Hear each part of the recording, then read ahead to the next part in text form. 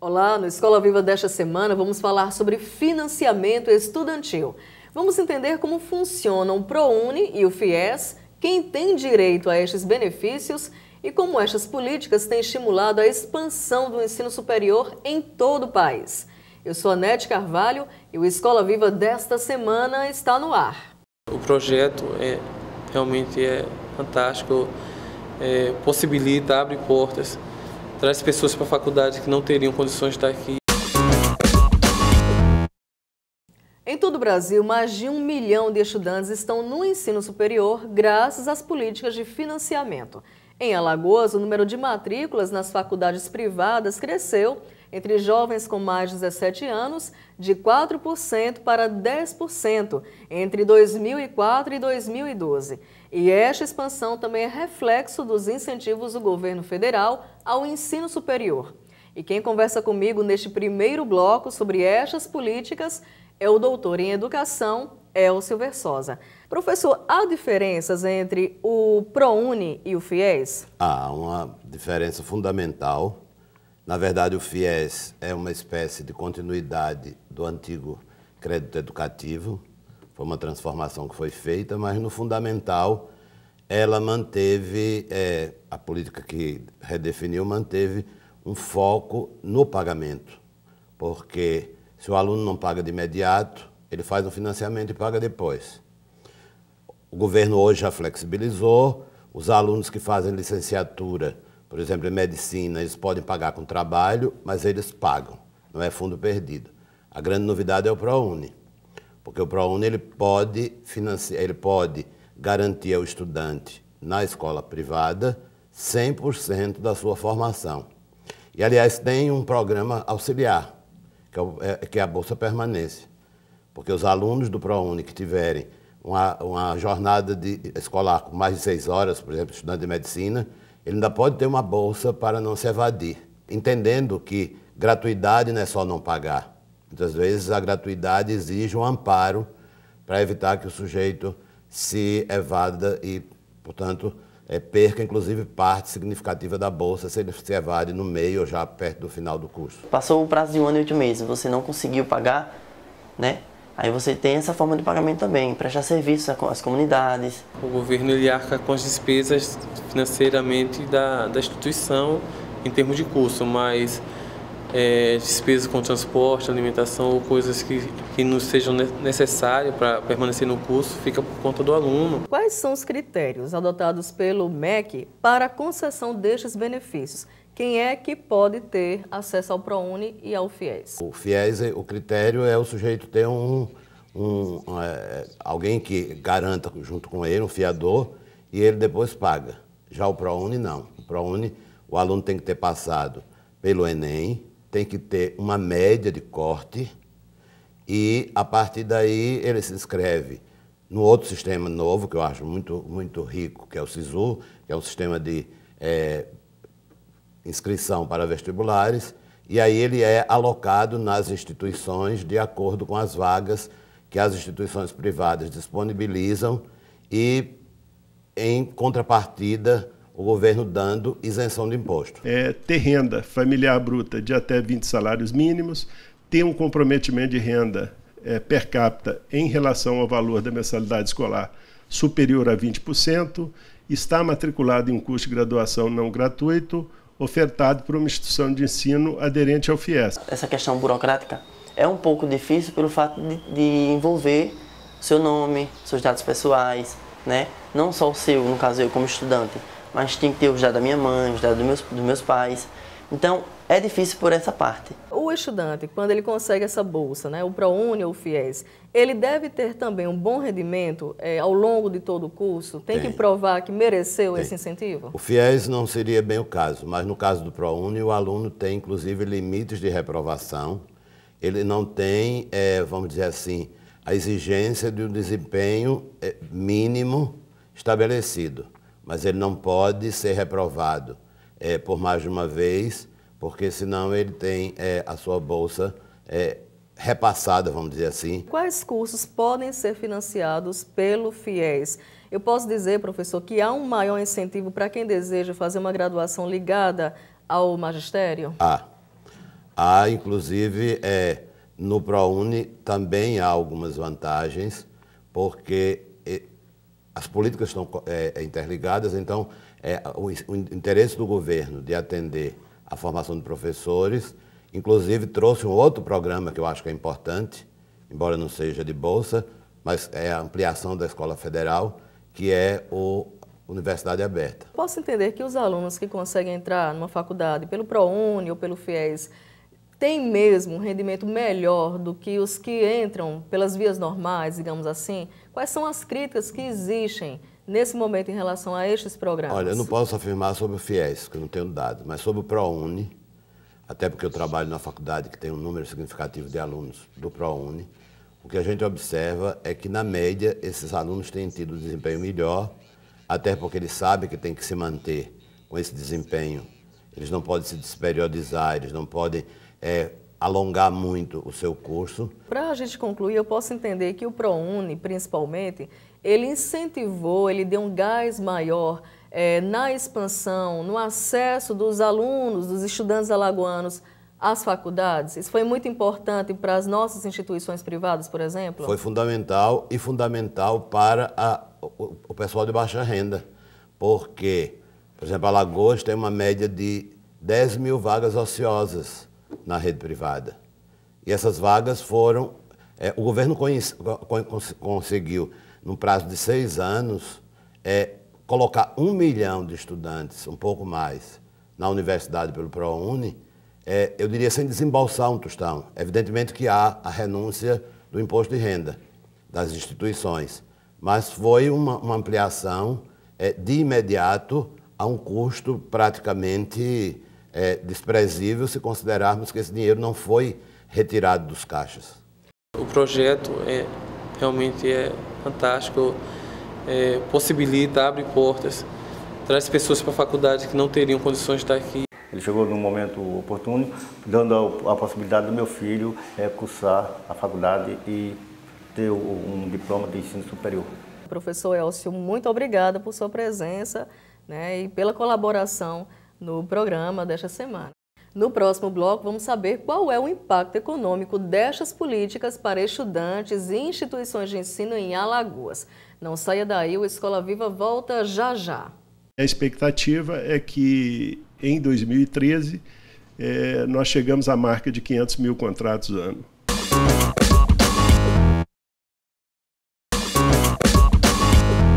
O FIES foi criado em 1999 e já beneficiou mais de 560 mil estudantes, com uma aplicação de recursos da ordem de 6 bilhões de reais entre contratações e renovações semestrais dos financiamentos. O ProUni também já atendeu mais de 1 milhão de estudantes desde sua criação em 2004. Mas o que estes números representam para a educação em Alagoas? E quais são os benefícios que as instituições privadas têm quando participam destes programas? Quem responde é o economista e professor da UFAL, Cleidner Magalhães. O que estas políticas de financiamento representam para um estado como o nosso? Representam, sem sombra de dúvida, um incremento dessa população que está à margem desse processo educacional nesse sistema. Para que a gente possa entender melhor essa importância desse financiamento, né, aos estudantes, hoje o programa atende 5 milhões, a meta é chegarmos a 10 milhões de estudantes pelo FIES. Nós observamos o seguinte, que o sistema de mercado como um todo, a oferta e a demanda, muitas vezes eles criam alguns problemas, algumas falhas de mercado. E aí há a necessidade do governo intervir nesse sistema para regulamentar essas falhas. É isso que o governo faz quando ele adota um sistema de financiamento. Que falhas seriam essas, professor, por exemplo? Essas são as falhas de mercado. Por exemplo, nós temos instituições que poderiam ofertar o serviço de baixa qualidade, né, capacitando pessoas e colocando pessoas no mercado sem uma qualidade devida. Por isso que o governo entra na fiscalização dessas instituições, fazendo exames, ocorrendo vistorias nessas instituições e dando a ela um certo grau, né, de confiabilidade. Em cima dessa confiabilidade é que algumas instituições elas podem ser credenciadas para receberem esse financiamento, para terem direito a esse financiamento. Durante 10 anos foram firmados 564 mil contratos e apenas no período de 2010 a 2013, a fevereiro de 2013, nós já firmamos 701 mil contratos. E a expectativa é que em 2013 nós chegamos à marca de 500 mil contratos ano. A cada renovação de contrato, a gente já tem a garantia do repasse, né, do banco. Nossa inadimplência, com certeza, fica baixa, né, com exceção dos alunos que não têm a aquisição do FIES, mas ele facilita muito para uma questão, né, orçamentária, no caso, para fazer, né, todo o orçamento. Quais benefícios fiscais as instituições privadas têm quando resolvem adotar estas políticas? Bem, em função das despesas que essas instituições têm com os tributos, né, e elas têm vagas ociosas, o que é que se faz? Uma compensação disso aí. Então, a instituição, ela diz, eu quero entrar com 700 mil reais, e o governo vai liberar 700 mil reais em termos de financiamento aos estudantes. Então, ela libera essas vagas, os estudantes têm direito a essas vagas, não pagam essa matrícula, tem até um percentual, pode ir até 100% com essa nova regra de financiamento, né? E o que é que acontece? Essas vagas ociosas nas instituições, elas passam a ser ocupadas. E o crédito que essas instituições têm, em termos desses recursos, ela bate nos tributos que ela iria ter que pagar de qualquer forma. Então, é uma compensação financeira que, de um lado, é bom para a instituição, que recebe esses recursos e pode compensar, como também para a sociedade e para o governo, que possibilita que um grande número de estudantes tenha acesso a essas instituições. A maior parte desses recursos que são utilizados para o financiamento estudantil no âmbito do FIES, eles são oriundos das loterias e prognósticos. E, além disso, também todo aquele recurso que nós chamamos de reposição do financiamento, que vem do pagamento das parcelas mensais do financiamento daqueles estudantes que estão na fase de amortização, mais aqueles que fazem antecipação do pagamento de juros de R$50, também são utilizados, são reintegrados ao fundo para concessão de financiamento. E fora essas fontes, também recursos destinados pelo Tesouro Nacional. Eu posso entender também que essas instituições, uma vez que elas recebem mais estudantes, né, até oriundos do ProUni, do FIES, elas têm que investir mais também na sua infraestrutura, não é isso? Isso, exatamente. O que é que acontece? Para que as instituições, como falei anteriormente, tenham direito a ser credenciadas no sistema, ela tem que ter o aval do MEC, né? E o MEC faz uma vistoria. Então, em cima de quê? Da infraestrutura, da capacitação dos professores docentes com titulação e também das avaliações com os alunos, né? A gente consegue ter uma nota a essas instituições. E as instituições que têm nota 3 numa escala acima disso, elas são credenciadas. Quando ela perde essa nota, quando ela tem uma nota inferior, ela não ganha esse credenciamento, né, para poder fazer a compensação. Para a gente encerrar, é fato que o governo federal tem investido mais nos últimos anos no ensino superior, né? Como é que o senhor avalia estes investimentos? Eles podem ser maiores, né? E o mercado de trabalho, principalmente, né? Ele está preparado para absorver essa grande demanda de profissionais que está saindo do ensino superior, já que há um estímulo maior nesse nível de ensino? Isso.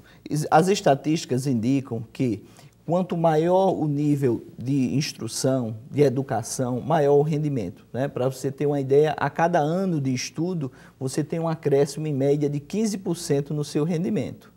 Tá? Então, quanto mais tempo você estuda, maior o seu rendimento. Há também outros estudos que mostram que a média do nível de escolaridade, o tempo de educação no Brasil é de 7 anos e meio, enquanto que nos Estados Unidos, por exemplo, é de 12 anos. E mostra também esse mesmo estudo que, com 12 anos, a produtividade do americano em relação do brasileiro é 5 vezes maior. Isso quer dizer que eu preciso de 5 brasileiros para pagar o salário de um americano. Então está provado que quanto mais tempo na educação, investindo em tecnologia, em inovação, e o curso superior permite isso, abre esse horizonte, as empresas tendem a crescer. As empresas, por exemplo, de grande porte, aqui no Brasil, hoje, 11% de nível superior estão nessas empresas. Então, no quadro de pessoal, 11% isso. Já de pequeno porte, somente 7%. Então, está provado justamente que o investimento em educação melhora a produtividade da empresa, a empresa consegue produzir mais, com maior eficiência, colocar o produto no mercado e esse produto ser vendido, ser absorvido. Quanto ao estudante, cabe a ele, que sabe que é um financiamento, que vai ter que buscar esse recurso após formado, fazer uma boa faculdade, investir esse tempo que ele está na instituição, se dedicando cada vez mais aos estágios, às aprendizagens, para que ele possa, ao sair dali, poder se manter. Professor Cleidner, muito obrigada pelas informações e pela presença no programa desta semana. Depois do intervalo, vamos conversar com um advogado que realizou todo o curso com o apoio do ProUni. O Escola Viva volta no instante. No começo eu tive uma rejeição pelo meu pai, na qual ele não queria fazer esse financiamento pelo fato que ele se assustou quando ele viu o valor, que eu disse para ele, sabe pai, mais ou menos isso.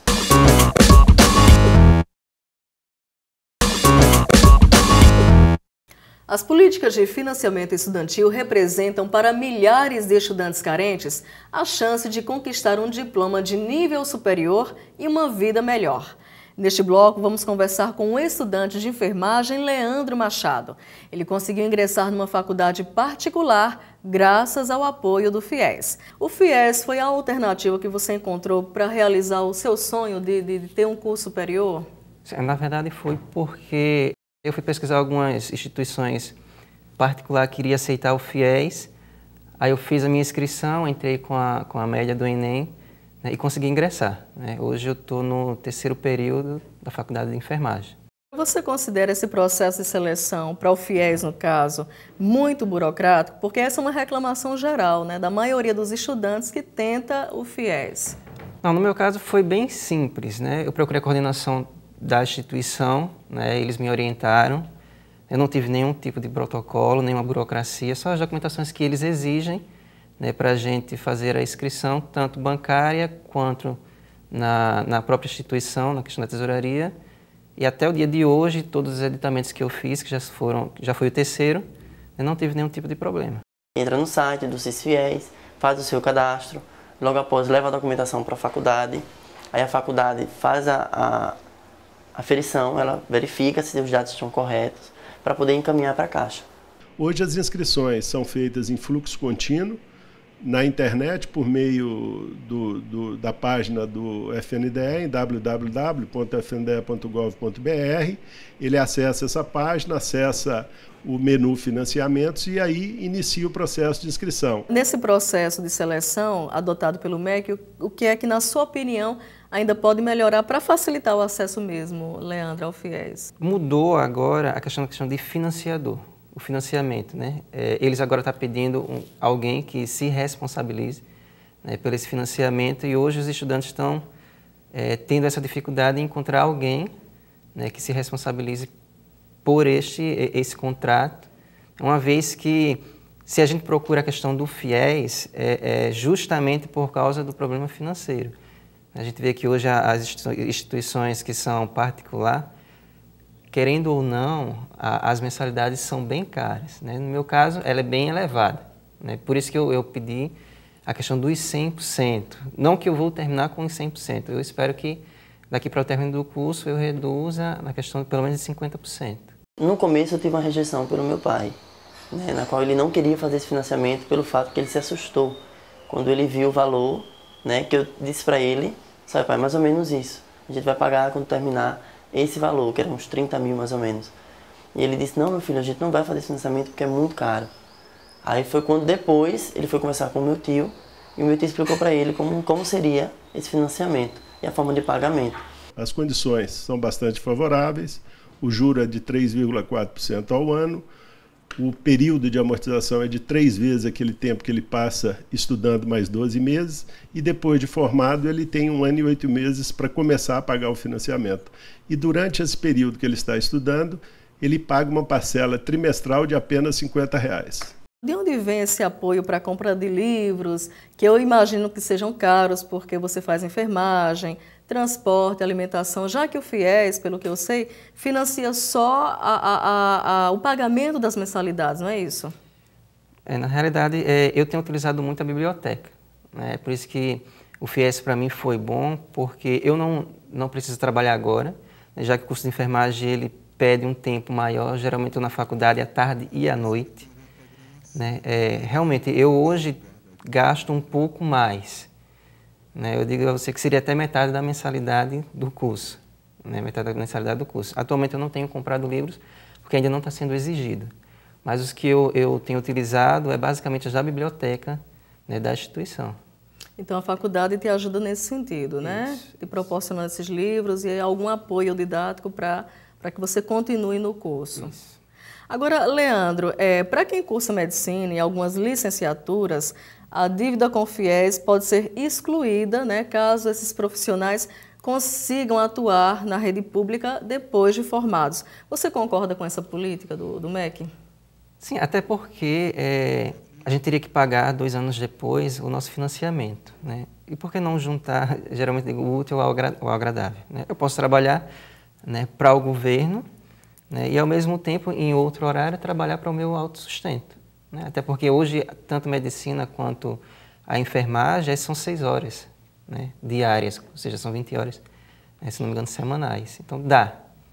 Né, dá. E também tem outro caso que eles querem que também, aos estados que não tenham, né, esses profissionais, que a gente vá trabalhar nesses estados. Né? A gente tem aí um leque imenso no nosso país, né, da deficiência desses profissionais. Só para a gente encerrar, Leandro, tanto o FIES quanto o ProUni são programas que dão oportunidade a milhares de jovens carentes a entrar numa faculdade privada e realizar o sonho de um curso superior.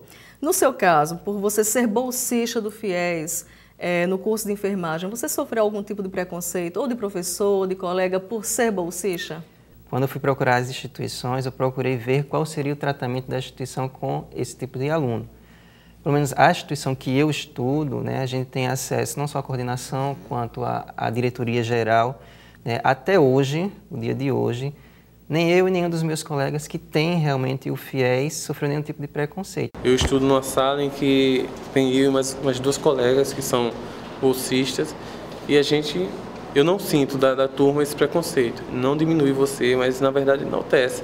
E torna uma pessoa mais forte, torna alguém que realmente lutou para estar aqui. Eu posso entender que os bolsistas do FIES, né, lá na sua faculdade, por exemplo, eles têm um desempenho melhor em sala de aula? Sim, hoje sim. Até porque a maioria não trabalha e vive simplesmente para estudar. Né? E as melhores notas, consequentemente, dessas pessoas. Um rendimento até bem melhor, porque a gente sempre puxa o rendimento de 6 em 6 meses para ver como é que está.